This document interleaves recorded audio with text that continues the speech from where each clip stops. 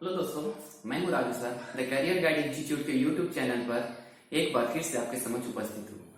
ये मेरा NSCS 8 का सॉल्यूशन का वीडियो है। अगर आप चाहें तो इसका PDF आप मेरे डिस्क्रिप्शन बॉक्स से डाउनलोड कर सकते हैं। ठीक है, इस टेस्ट सीरीज में 60 प्रश्न GS का होगा, GK GS, और बाकी 40 प्रश्न आपका रीजनिंग और मैथ का है। मैं यहाँ पे सिर्फ मैथ का सॉल्यूशन दे रहा हूँ। ओके, चलिए देखते हैं। दो संख्याओं का औसत है XY। यदि एक संख्या X है तो दूसरी संख्या ज्ञात करें। चलिए देखते हैं। दो संख्याओं का औसत दिया हुआ है XY, तो निश्चित तौर पर मान लिया जाए कि एक संख्या P है और दूसरी संख्या Q ले लीजिए, तो दोनों का योग कितना हो जाएगा? निश्चित तौर पर 2XY होगा। आपको दिया हुआ है कि एक संख्या X है, कोई एक संख्या X मान लीजिए, तो Q का मान आपसे पूछ रहा है, Q का मान क्या होगा? तो Q का मान हो जाएगा 2XY minus x. 2XY minus x. प्रश्न संख्या 2 देखिए। 1000 रुपया की धनराशि चक्रवृद्धि ब्याज की दर पर 2 वर्ष में किस दर पर 1102 रुपया 50 पैसा हो जाएगा? देखिए यहाँ पे दिया हुआ है 1000 रुपया की राशि 2 वर्ष में कितनी हो जाएगी? 1102 रुपया 50 पैसा। सबसे पहले तो इसे पॉइंट को हटाइए और इधर 2 जीरो लाइए, हटेगा? कट जाएगा। अब यहाँ पे 10 है। अब एक वर्ष का निकालना हो तो इसका आप रूट निकालिए। तो एक वर्ष का निकालना हो तो 100 रुपया की राशि एक वर्ष में उसी तरह से कितनी हो जाएगी? अच्छा, 110 25 है। 110 25 का वर्गमूल होता है 105।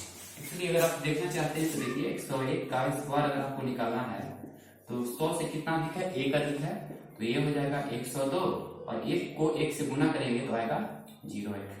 अगर 102 का स्क्वायर करना हो तो 100 से कितना अधिक है? 2 अधिक है, तो ये हो जाएगा 104 उसी तरीके से 105 का स्क्वायर आपको निकालना है तो 100 से कितना अधिक है? 5 अधिक है, तो ये हो जाएगा 110 25। उसी तरह से 108 का स्क्वायर आपको निकालना है तो ये हो जाएगा 8 8 16 है, 116 और 8 8 64। ओके,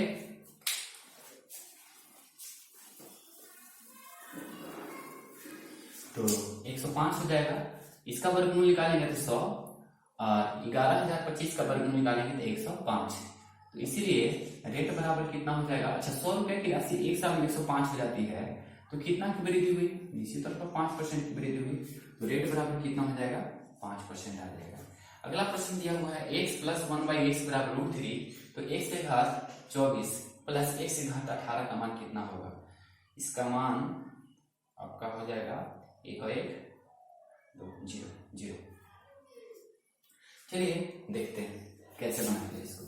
सबसे पहले तो आप ये देखिए, यहाँ पर या तो x प्लस 1/x बराबर √3 देगा या फिर x प्लस 1/x बराबर 1 देता है। यदि तो वैल्यू देगा, अगर 2 देगा तो ये तो सिंपल हो जाता है। x प्लस 1/x बराबर अगर 2 दिया हुआ है तो x का मान 1 रखेंगे तो सेटिस्फाइड कर देगा, वैल्यू दे देंगे, आपका आंसर आ जाएगा। लेकिन ये यहाँ पे अगर 1 दे दे या फिर x प्लस 1/x बराबर √3 दे, तो ऐसी स्थिति में आप देखिए x प्लस 1/x बराबर कितना दिया हुआ है? √3। तो ऐसी स्थिति में आप क्या करें कि x से घात 6 बराबर कितना हो जाएगा? -1 हो जाएगा। x से घात 6 बराबर कितना होता है? -1 होता है। अब आप जनरल कंपटीशन की तैयारी कर रहे हैं तो कम से कम इतना याद रखिएगा, x से घात 6 बराबर -1। देखना चाहते हैं कैसे आता है तो ये भी देख लीजिए। इसके बाद हम इसको डायरेक्ट बनाने का भी तरीका बता रहा हूँ। इतना बनाने की जरूरत भी नहीं है, इसका मान 0 ही होगा। ठीक है, क्योंकि दोनों में कितना का अंतर है? 6 का अंतर है। अगर 6 का अंतर रहेगा तो इसका मान जब भी होगा तो 0 ही होगा। घातों में कितना का अंतर है? 6 का अंतर है, तो इसका आंसर श्योर है कि 0 ही होगा। लेकिन देखना चाहते हैं कैसे बनेगा, तो देखिए x प्लस 1/x बराबर है √3, तो हम आपको बताएं कि x से घात 6 बराबर कितना होता है? -6। बनाना चाहते हैं तो देखिए कुछ इस तरीके से बनेगा। x प्लस 1/x बराबर √3, वर्ग करेंगे दोनों तरफ तो ये हो जाएगा x square plus 1/x square plus 2 बराबर हो जाएगा 3, तो ये वैल्यू आ जाएगा x square plus 1/x square बराबर 1, तो ये वैल्यू आ जाएगा x स्क्वायर प्लस 1 बटा एक्स स्क्वायर, सॉरी यहाँ पे 4 होगा, बराबर कितना हो जाएगा 1। चलिए यहाँ पे बना लेते हैं इसको। तो x से घात 4 प्लस 1 बराबर कितना हो जाएगा एक्स स्क्वायर। एक तरफ करेंगे तो एक्स स्क्वायर का the whole square minus X square plus 1 बराबर 0। गौर से देखिए X square minus X plus 1 इस फॉर्मेट में आ रहा है। अगर दोनों तरफ हम एक्स स्क्वायर प्लस 1 से गुना कर दें तो वैल्यू में कोई फर्क नहीं पड़ेगा। ओके हाँ, लेकिन ये कुछ फॉर्मूला में टूटेगा जरूर। ये फॉर्मूला आ जाएगा ए क्यूब प्लस बी क्यूब बराबर 0 में समथिंग से गुना करेंगे तो 0 आएगा, तो x से घात 6 तो आ जाएगा आपका, इसलिए x से घात 6 बराबर कितना हो जाएगा -1। x से घात 6 प्लस 1 बराबर 0, इसलिए x से घात 6 बराबर -1। एक्चुअली इतना करने की जरूरत भी नहीं है, आप सिंपल याद रखिएगा कि x से इतना होगा तो x से घात 6 बराबर कितना हो जाएगा -1 हो जाएगा।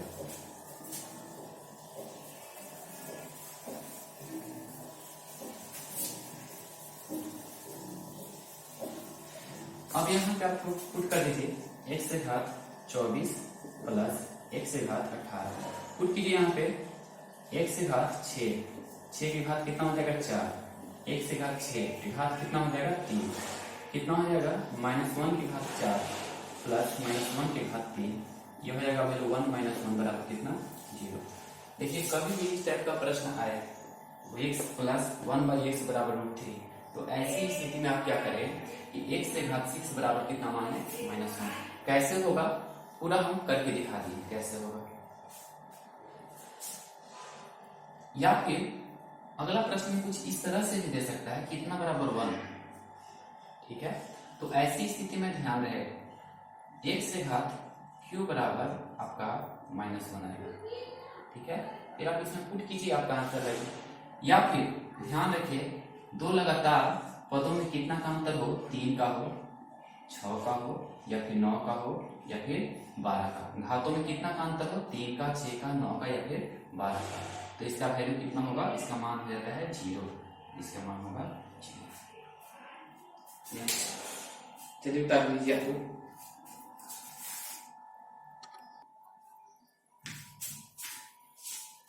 नेक्स्ट प्रश्न, एक वृत्त का व्यास 75% बढ़ाने पर परिमाप में कितनी परसेंट की वृद्धि होगी।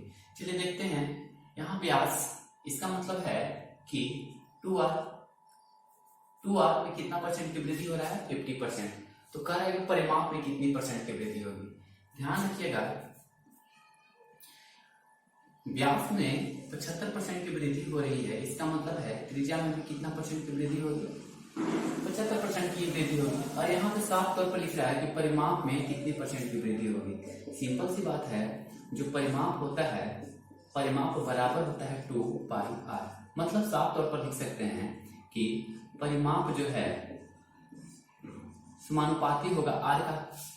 मतलब r कितना परसेंट अगर आप बढ़ाएंगे परिमाप भी उतना ही परसेंट बढ़ेगा। तो r कितना परसेंट बढ़ाएं 75%, इसका मतलब है परिमाप भी आपका 75% ही बढ़ेगा। नेक्स्ट प्रश्न है आपका,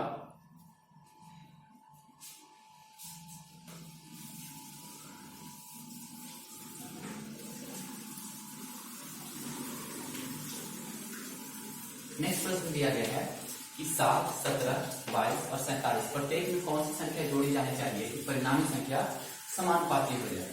इसका मतलब है 7/17 बराबर 22/47। आपसे प्रश्न है कि कौन सी संख्या जोड़ी जाए।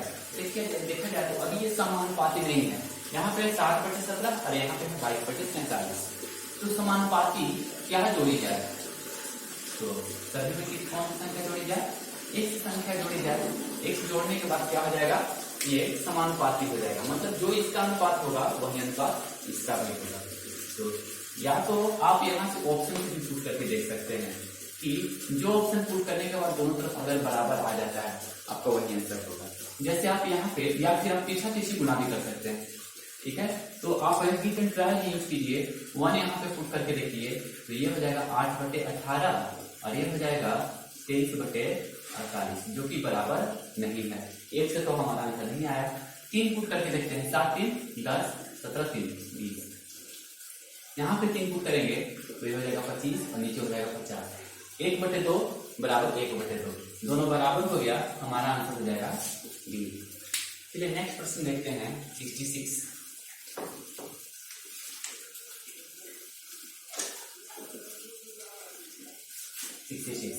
ए और बी की मासिक आय में 9 और 8 का अनुपात है और उनके खर्च का अनुपात 8:7 है। यदि उनमें से प्रत्येक 500 रुपया की बचत करता है तो उनकी मासिक आय कितनी है? देखिए इनकी मासिक आय देखा जाए तो 9 यूनिट है। ए और बी की मासिक आय में कितने यूनिट का अंतर है? 9:8। 9:8 का अनुपात है, ये इसका आय का अनुपात है, ठीक है। और उनके खर्च का अनुपात है 8:7, ये दिया हुआ है खर्च का अनुपात। आगे प्रश्न है यदि प्रत्येक 500 रुपया बचाता है तो उसकी मासिक आय क्या होगी? देखिए यहाँ पे 9 यूनिट ए का क्या है? आय है, ठीक है। इसमें से कितना बचा लेता है? 500 बचाता है, तो अब ये कितना घट के हो जाता है? 8 यूनिट, ठीक है। यानी कितना यूनिट की कमी आ गई? 1 यूनिट की, है ना। ये 9 यूनिट था और 9 यूनिट से अब हो गया कितना रुपया बचत करने के बाद? 500 रुपया बचत करने के बाद कितना खर्च हुआ है? खर्च हुआ है इसका 8 यूनिट। आप इसे भी देख सकते हैं, ये कितना है? 8 यूनिट, इसका आय है 8 यूनिट, ठीक है। खर्च किया है कितना? 7 यूनिट, तो बचा कितना? 1 यूनिट, और 1 यूनिट का मान कितना है? 500। ध्यान रखिएगा ये ट्रिक तभी अप्लाई होगा जब इन दोनों के बीच का अनुपात जो है बिल्कुल सेम होगा, अंतर बिल्कुल सेम होगा, सॉरी अंतर, यहाँ 9, 8 और 7, ठीक है। तो देखिए ए की आय है 9 यूनिट, खर्चा किया है 8 यूनिट, तो बचाएगा कितना? 1 यूनिट, और 1 यूनिट का मान कितना दिया हुआ है? 500। अगर आप बी से भी चेक करना चाहते हैं तो कर सकते हैं। कितना आया है? 8 यूनिट, खर्चा कितना किया? 7 यूनिट, बचाया कितना? 1 यूनिट, तो 1 यूनिट का मान कितना हो जाएगा? 1 यूनिट का मान हो जाएगा 500। तो ए की मासिक आय क्या होगी? तो ए की मासिक आय है आपका 9 यूनिट, तो 9 × 5 = 45, आंसर हो जाएगा सी।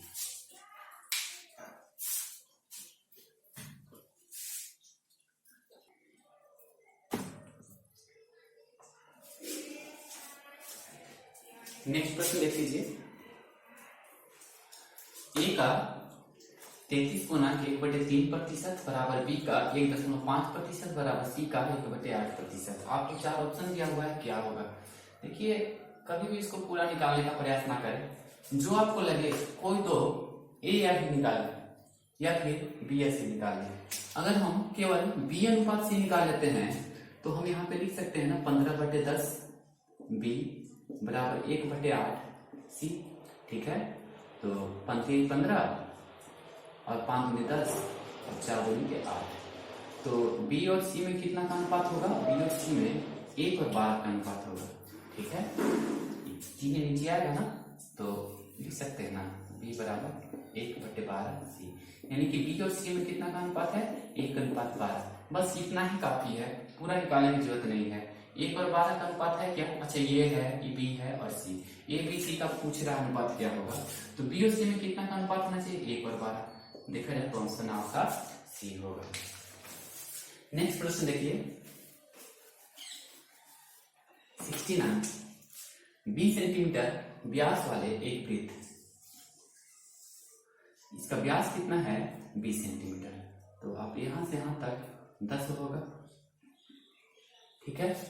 आगे लिख रहा है कि 12 सेंटीमीटर लंबी एक जीवा है, इसकी लंबाई कितनी है? 12 सेंटीमीटर। तो जीवा की केंद्र से दूरी कितनी होगी? जीवा की केंद्र से दूरी कितनी होगी? ये आपसे ये दूरी पूछ रही है। अच्छा ये बताइए, ये आप थ्योरम तो जरूर पढ़े होंगे ये चीज, किसी वृत्त के केंद्र से जीवा पर डाला गया लंब जीवा को समद्विभाजित करता है, यानी जब यहां से यहाँ 12 है तो ये 6 हो जाएगा, तो ये भी कितना हो जाएगा? 6 हो जाएगा। अब ये समकोण त्रिभुज है, तो क्या आप एक समान नहीं निकाल सकते हैं? ये आपका लंब हो गया, देखिए ये आपका लंब हो गया, ये बड़ा बिंदु कर्म, ये आपका लंब के सामने है ना, ये 90 डिग्री है, इसके सामने क्या हो जाएगा? ये बिंदु कर्म हो जाएगा, देखिए इसके सामने क्या हो जाएगा, ये कर्ण, तो ये आपका कर्ण हो जाएगा। अच्छा इसको देखिए नीचे बना देते हैं, आप इसको ऐसे बना दें। एक जीवा खींच लीजिए आप, ये जीवा कितना सेंटीमीटर का है, 12, तो 6 हो जाएगा। और ये दिया हुआ है 20 सेंटीमीटर व्यास है, तो ये कितना हो जाएगा, 10 सेंटीमीटर। समकोण त्रिभुज हो जाएगा ये ए बी सी, और ये मान लेते हैं डी। तो ये 6 है तो 10 है, तो ये कितना हो जाएगा, 8 सेंटीमीटर। आंसर हो जाएगा आपका बी। अगला प्रश्न देखिए, 1 3 5 7 9 11 कितना तक है, 15 पदों तक। इसका आंसर क्या हो जाएगा, देखिए विषम संख्याओं का योग जब भी होता है एक पूर्ण वर्ग संख्या ही होगा। देखिए आप पढ़े होंगे औसत बराबर कुल योग बटा कुल संख्या। तो कुल योग निकालना हो, कुल योग, तो औसत को कुल संख्या से गुणा करेंगे, ठीक है। अब कुल संख्या तो दिया हुआ है 1 2 3 5 1 3 5 7 9 11 कहां तक, 15 पदों तक। औसत कैसे निकलेगा, तो 15 पदों तक का औसत कितना, 15वां पद कितना हो जाएगा, 15 पद आपका 29 हो जाएगा। औसत कितना होगा, तो 15 पदों का औसत जो होता है 15 ही होता है विषम संख्याओं में। तो इसका मान कितना हो जाएगा, 225।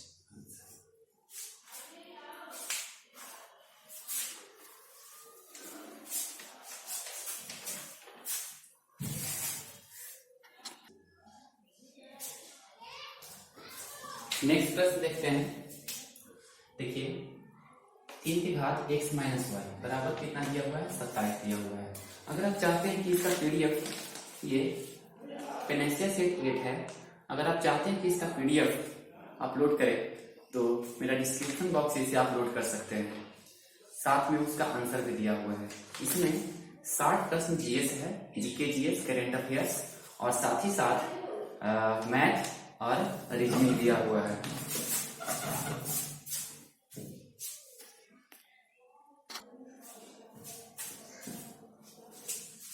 देखते हैं 3 की घात x माइनस वाई बराबर 27 है और 3 की घात x प्लस वाई बराबर 243 है। तो x का मान आपसे पूछ रहा है क्या होगा। चलिए देखते हैं, क्या पुट करे कि 27 आ जाए, ठीक है, या फिर इसमें क्या पुट करे कि आपका 243 आ जाए। बस इतना ही आप कर लीजिए, आपका आंसर आ जाएगा, ठीक है। तो चलिए देखिए, नहीं यहाँ पे तो x प्लस वाई दिया हुआ है ना, तो देखिए यहाँ पे लिख सकते हैं 3 की घात x घटा y बराबर कितना लिख सकते हैं, 3 की घात 3, और इसको लिख सकते हैं 3 की घात x प्लस वाई बराबर 3 की घात 5, ठीक है। तो x माइनस वाई बराबर कितना आ जाएगा, 3, और x प्लस वाई बराबर कितना आ जाएगा, 5, कटेगा 2x बराबर कितना हो जाएगा, 8, तो x बराबर कितना आ जाएगा, x बराबर हो जाएगा आपका 4। नेक्स्ट प्रश्न देखिए,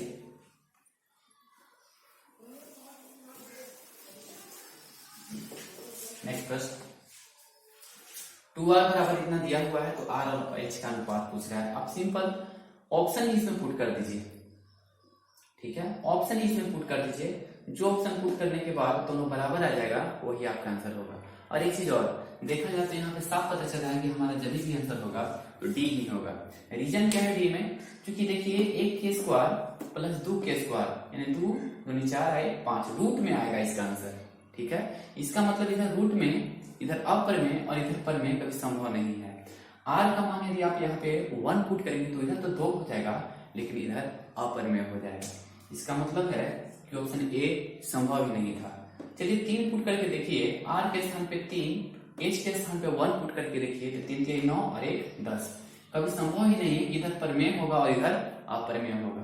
यहाँ पे पुट करेंगे तो 1 प्लस 1 रूट 2, कभी संभव ही नहीं है। तो जब भी हमारा आंसर होगा तो 4:3। आप पुट करके भी देख सकते हैं।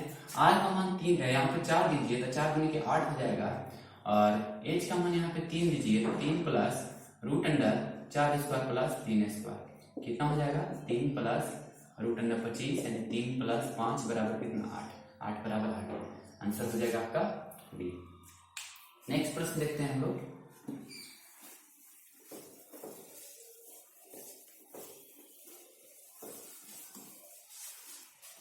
दिया हुआ है 3 के घात 24, 2 के घात 51, 7 के पावर 7 के घात 17। आपसे पूछा कि बताइए इसको जब ऑर्डर में सजाएंगे तो कौन सा सही होगा, सबसे बड़ा कौन, उसके बाद उसके बाद उसके बाद कौन होगा। तो आप ये देखिए कि अगर हम ये कहें कि यहां पर देखिए कीजिए 3 के घात 24, 2 के घात 51 और दिया हुआ है 7 के घात 17। ठीक है, एक मिनट देखते हैं। 3 के घात सॉरी यहाँ पे 34 दिया हुआ है, 34 51 17, यहाँ पे 34 है, 34 है, 34 है, 34 है, ठीक है 34। अब ऐसे कभी भी इस टाइप का प्रश्न आया और आपसे पूछे कि इसमें बड़ा कौन है, तो आप सिंपल ये बताइए कि 5 के घात 25 और 5 के घात 28 कौन बड़ा होगा, या फिर आप ऐसे समझ लें यहाँ पे तो डिफरेंट आएगा ना, 6 के घात 17 और 8 के घात 17 कौन बड़ा होगा। निश्चित तौर पर 8 के घात 17 बड़ा होगा। तो कुछ हम इसी तरीके से सारा का घात जो है हम लोग सेम कर देंगे। आप गौर से देखिए तो तीनों जो है 17 से कटने वाला है, ठीक है। तो हम इसको लिख सकते हैं क्या, 17 दूनी 34, ओके, इसको लिख सकते हैं क्या, और इसको लिख सकते हैं क्या, ठीक है। तो 3 के घात कितना हो जाएगा 9 के घात कितना हो जाएगा 17, और ये हो जाएगा 8 के घात कितना 17, और ये हो जाएगा आपका 7 के घात कितना 17। तो सबसे बड़ा अगर देखा जाए तो 9 के घात 17, फिर 8 के घात 17, फिर 7 के घात 17 होगा। इसका मतलब है हमारा सही क्रम होगा ऑप्शन नंबर ए। नेक्स्ट, ये तो बहुत आसान है, कोसेक स्क्वायर थीटा घटा कॉट स्क्वायर थीटा बराबर 1 होता है। चलिए देखिए इसको भी 32 डिग्री के रूप में कन्वर्ट कर सकते हैं। देखिए 58 है ना, COSEC कोसेक स्क्वायर 32 डिग्री घटाओ कॉट स्क्वायर 32 डिग्री लिख सकते हैं क्या।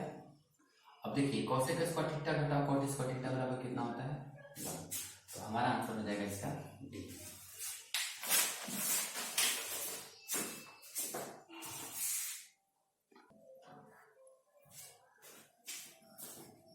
दिया हुआ है यदि एक चक्रीय चतुर्भुज के बाह्य कोण 50 डिग्री हो। चक्रीय चतुर्भुज बना लीजिए पहले आप वृत्त के अंदर। दिखता है कि बाह्य कोण कितना डिग्री का हो 50 डिग्री का हो। मान लेते हैं बाह्य कोण कितना डिग्री का है 50, तो अंदर कितना का होगा, निश्चित तौर पर 130 का होगा। तो आपसे प्रश्न है कि उसका आंतरिक समूह कोण कितना होगा। आंतरिक समूह कोण कितना होगा 130 डिग्री का होगा। आगे प्रश्न है कि 8x माइनस 18x प्लस 9 का गुणनखंड कितना होगा। कभी भी इस टाइप का प्रश्न आए इसका गुणनखंड मत निकालने लगेगा, आप डायरेक्ट बनाने का प्रयास कीजिए। चलिए देखते हैं, दोनों को गुना कर देंगे तो ये वैल्यू आ जाना चाहिए, ठीक है।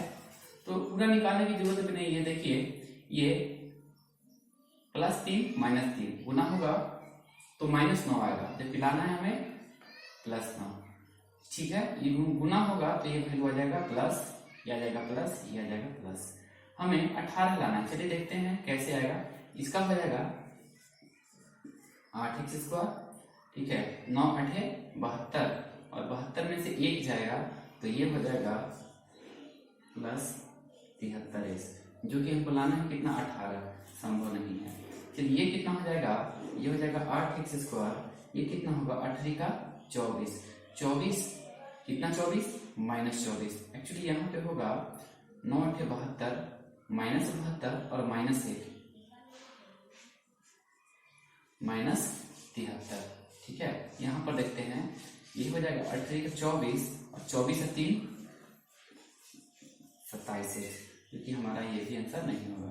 चलिए देखते हैं, ये हो जाएगा आपका 8x²। ये कितना हो जाएगा, 3 दूनी के 6 यानी -6 और -12 कितना हो जाएगा, -18x। हमारा यही आंसर 3×9, हमारा आंसर हो जाएगा डी।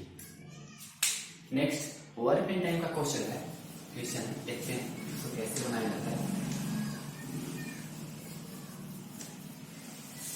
कुछ आदमी, मान चुके हैं कुछ आदमी एक से किसी काम को 60 दिन में करते हैं।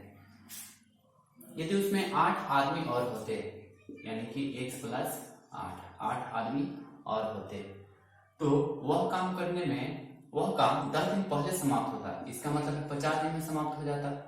तो शुरुआत में कितने आदमी थे, x का मान आपसे पूछ रहा है कितना होगा। चलिए देखते हैं, ये कटेगा तो ये हो जाएगा आपका 6x 5x + 40, तो x बराबर कितना हो जाएगा, 40। शुरुआत में कितना पीरियड थे, 40।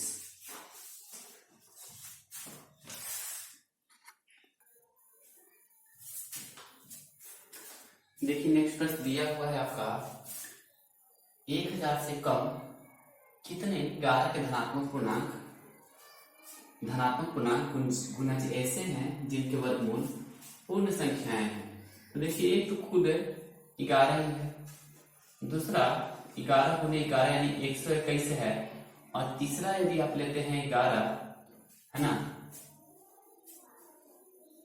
1000 से कम कितने 11 के धनात्मक पूर्णांक गुणज ऐसे हैं जिनके वर्गमूल पूर्ण संख्याएं हैं।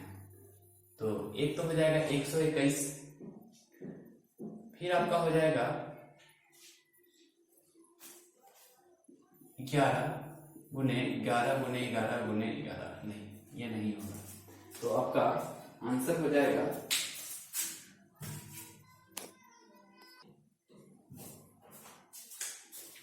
पहला संख्या आपका हो जाएगा 11 × 11 यानी कि 121।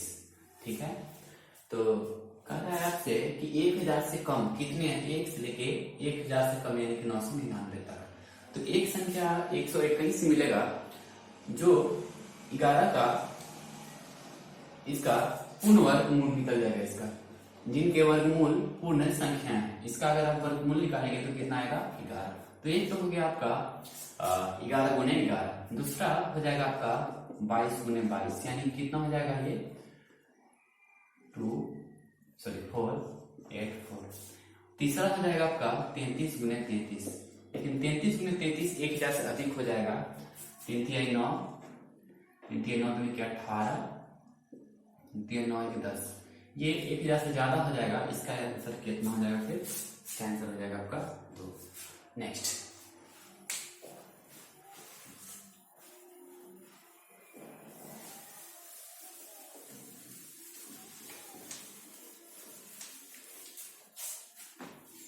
₹625 की रकम में 80 करेंसी के नोट हैं, या तो 10 रुपया के है या फिर 5 रुपया के है। तो 10 रुपया के लिए हम मान लेते हैं x, 10 रुपया के लिए मान लेते हैं x, और 5 रुपया के लिए मान लेते हैं हम y। ठीक है, तो x + y कितना करेंसी है, 80 करेंसी है। ठीक है, अब कह रहा है कि 625 रुपया, कुल मिला के 625 रुपया है। अच्छा, 10 रुपया को कितना माने हैं आप, 1 से माने हैं। ठीक है, तो आपसे प्रश्न है कि या तो 10 रुपया के हैं, या फिर कितना रुपया के हैं, या फिर 5 रुपया के हैं। तो आपसे प्रश्न है कि